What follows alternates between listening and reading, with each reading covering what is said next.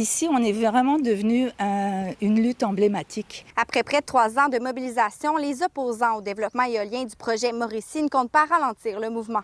Ils se sont rassemblés en Mauricie cette fin de semaine pour échanger sur leurs préoccupations et faire le point sur la situation. Ça a été l'occasion pour tous les citoyens, après 3 ans de lutte et de combat, de se retrouver. On a eu beaucoup de gens qui se sentent interpellés par tous les appels d'offres en ce moment d'Hydro-Québec pour le lancement éolien et qui sont venus nous rejoindre. Plusieurs enjeux ont été abordés lors de différentes conférences de presse, notamment les besoins énergétiques du Québec, leur préparation face aux audiences du BAP et plusieurs ont même témoigné de leurs expériences. J'ai rencontré un citoyen de Thetford qui est venu me voir, qui a un billet médical parce qu'il souffre de syndrome éolien. Il m'a raconté sa vie depuis 11 ans entourée d'éoliennes. C'est quoi, comment sa maison ressent les vibrations, etc.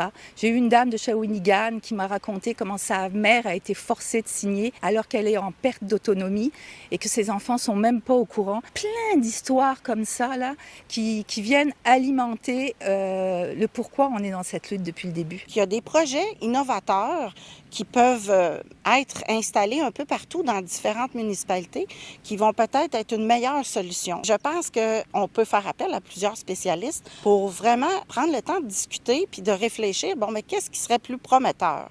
Parce que pour l'instant, en ce qui concerne TES Canada, selon les informations qu'on peut avoir un peu partout, ça semble pas être si prometteur. Les experts disent que c'est du gaspillage énergétique. Les opposants demandent une réflexion beaucoup plus large sur le développement éolien. Ils s'inquiètent entre autres de l'implantation de projets dans des milieux habités et sur des terres agricoles. Ce qu'on réclame, c'est qu'il y ait un BAP générique qui se fasse au niveau du développement éolien, une réelle réflexion sur la transition énergétique, impliquer les citoyens davantage, voir d'autres solutions que le développement éolien pour la transition énergétique, de faire un moratoire pour dire là, on s'arrête, on met ça sur pause et on prend le temps de réfléchir à ce qui est plus efficace et ce qui va rallier tout le monde. Quand on voit une autoroute, parce que c'est de ça qu'on parle, parce que 25 à 35 mètres pour avoir un chemin de déforestation, c'est des autoroutes en plein milieu de la forêt. Et quand on voit les images, c'est là qu'on réalise. Il faut dire que ce projet-là,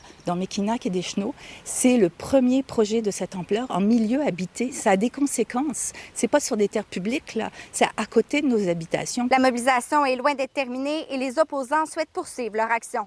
D'ailleurs, une marche citoyenne est prévue d'ici la fin de l'été. À Hérouville, Coralie Morancy pour Nouveau Info.